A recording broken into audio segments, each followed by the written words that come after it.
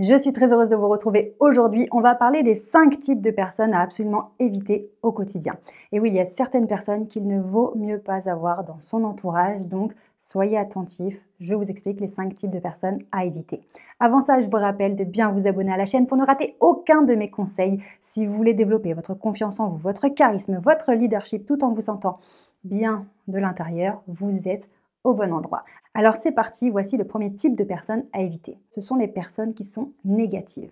Il y a certaines personnes qui sont tout le temps en train de se plaindre et en général ça va avec critiquer les autres. C'est très négatif, pourquoi? Parce que ça va engendrer des émotions négatives, de la peur, de la colère, du dégoût, etc.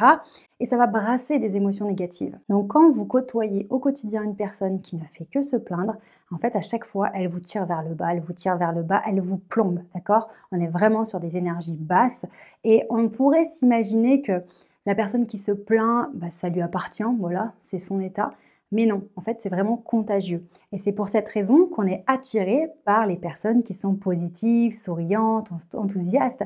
Elles nous font du bien parce qu'elles nous contaminent de leurs émotions positives. Donc attention à ce premier type de personnes, les personnes tout le temps, tout le temps, tout le temps négatives. Évidemment, ça arrive d'avoir des coups de mou, on est d'accord. Donc ne confondez pas une personne totalement négative avec une personne qui a un petit coup de moins bien. Voilà, on reste quand même des êtres humains. Et je vous rappelle que pour celles qui veulent aller plus loin, vous pouvez bénéficier d'un bilan personnalisé qui est gratuit. Vous pouvez prendre, en cliquant sur le lien sous cette vidéo, votre rendez-vous et vous aurez un appel téléphonique avec un membre de mon équipe pour faire le point sur votre situation. Profitez vraiment de cette opportunité parce que vous allez donc pouvoir échanger sur votre situation, ce qui vous bloque, ce qui vous freine, et ensemble, on pourra vous donner un plan d'action pour vous permettre d'évoluer. C'est une occasion unique d'avoir une personne professionnelle qui est à l'écoute de vos problématiques, de vos besoins. Donc prenez ce rendez-vous, cliquez sur le lien dans la description sous cette vidéo. Le deuxième type de personnes à éviter, eh bien, ce sont les personnes manipulatrices. Alors la difficulté avec ces personnes, c'est que elles vous manipulent, donc vous n'êtes pas certaine de savoir si c'est vraiment de la manipulation ou pas. Mais retenez toujours cette phrase que j'aime répéter: lorsqu'il y a un doute, il n'y a pas de doute. Lorsque la communication est alignée entre ce que la personne pense, ce qu'elle dit et son comportement, on ne se pose pas de questions. La communication est spontanée, naturelle. Il n'y a pas de ce qu'on appelle de red flag. Il n'y a rien qui nous met la puce à l'oreille. Mais malheureusement, parfois, certaines personnes très très fortes en manipulation arrivent à nous faire croire que c'est naturel, que c'est normal, alors qu'elles nous manipulent complètement. Donc, soyez toujours vigilants sur les nouvelles personnes que vous rencontrez, mais aussi ouvrez les yeux sur les personnes de votre entourage. Parce que peut-être que ces personnes, malgré elles, c'est parfois inconscient, hein, vous manipulent en faisant par exemple du chantage affectif. Le chantage affectif, c'est quoi? C'est appuyer sur les émotions négatives pour vous faire faire quelque chose que vous ne vouliez pas faire au départ.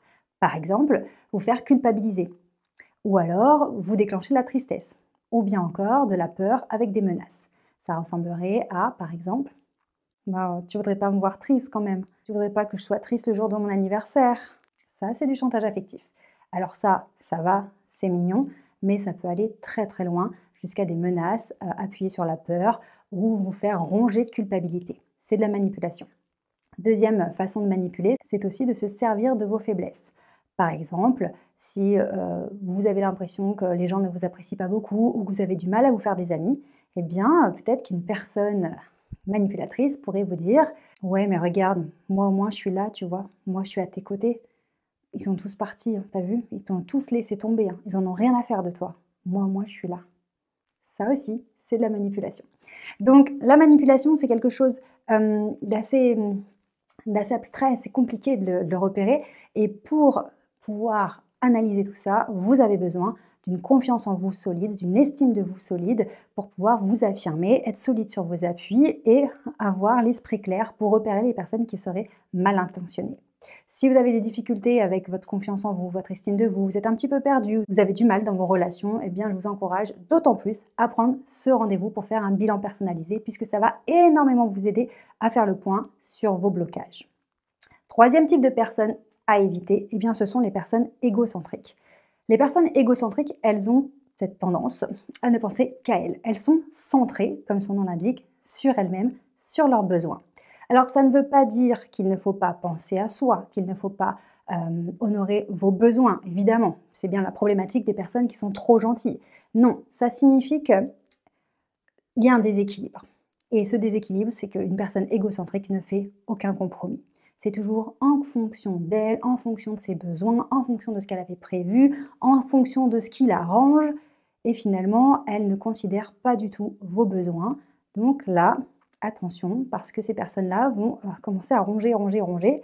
Et elles ne pensent clairement qu'à elles. Quatrième type de personnes à éviter, ce sont les personnes irrespectueuses.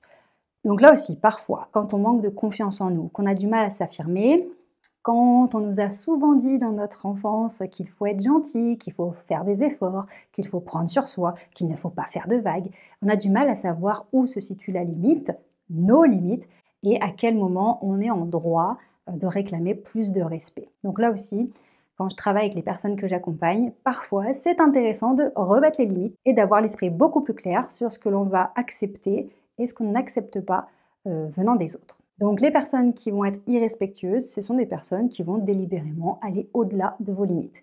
Et si elles voient que vous ne mettez pas le haut là, elles continuent quand même. Et il y a ce truc un petit peu quand même plein de mauvaise foi, certaines personnes qui vont se dire si elle ne me dit pas stop, c'est que ça ne la dérange pas. Sinon, elle m'aurait dit d'arrêter. Non, c'est simplement qu'il y a certaines personnes qui ne sont pas capables de stopper les autres pour plein de raisons différentes. Et donc une personne qui, voyant que c'est la limite à ne pas dépasser, la dépasse quand même, c'est une personne qui vous manque de respect. Aussi, évidemment, le manque de respect sera plus sournois. Quand par exemple on a un comportement passif-agressif, la personne vous dit verbalement que tout va bien, qu'elle vous apprécie, mais que dans ses actes, tout montre qu'elle est contre vous. D'accord? Ça peut aller, évidemment, c'est beaucoup plus subtil que ça.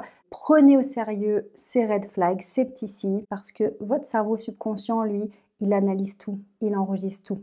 Et on sait bien plus de choses au niveau instinctif, ressenti, au niveau des émotions ressenties corporelles, qu'au niveau vraiment conscient, où on essaye d'analyser. Donc faites-vous confiance, et quand il y a un doute, il n'y a pas de doute. Si vous posez des questions, vous avez l'impression qu'une personne n'a pas l'air vraiment de vous apprécier alors qu'elle vous dit l'inverse, creusez un peu le sujet parce qu'il y a des chances qu'il y ait un truc. Cinquième type de personnes à éviter, eh bien, ce sont les personnes qui sont clairement néfastes pour votre vie. C'est quoi?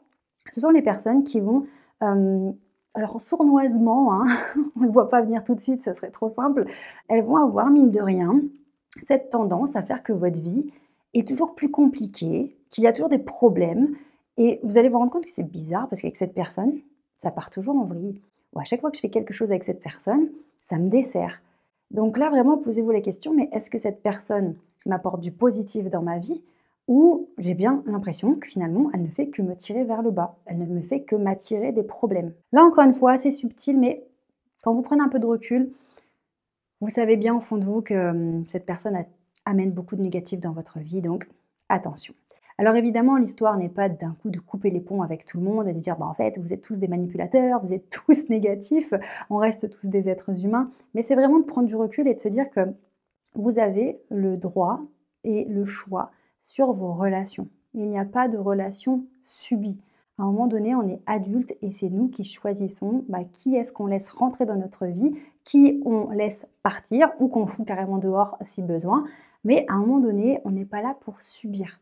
Donc c'est vraiment important d'avoir conscience qu'il y a certains comportements, il y a certaines personnes qui ne vous apportent pas des choses positives, qui ne vous veulent pas forcément le bien pour vous. Alors oui, ça fait mal, ça blesse, oui c'est triste, oui c'est décevant, mais c'est la réalité et il est temps que vous preniez soin de vous, que vous soyez votre première supportrice, que vous fassiez équipe avec vous-même et que vous arrêtiez de vous faire marcher sur les pieds par certaines personnes qui en ont absolument rien à faire de votre bien-être. Donc aujourd'hui, on se prend en main, on s'apporte de l'amour, on fait équipe avec nous-mêmes et on décide de manière consciente avec qui on veut passer notre temps, avec qui on veut construire notre vie. J'espère vraiment que tous ces conseils vont pouvoir vous aider à y voir plus clair et surtout à vous sentir mieux et à prendre confiance en vous. N'oubliez pas de vous abonner à la chaîne et je vous dis à très bientôt.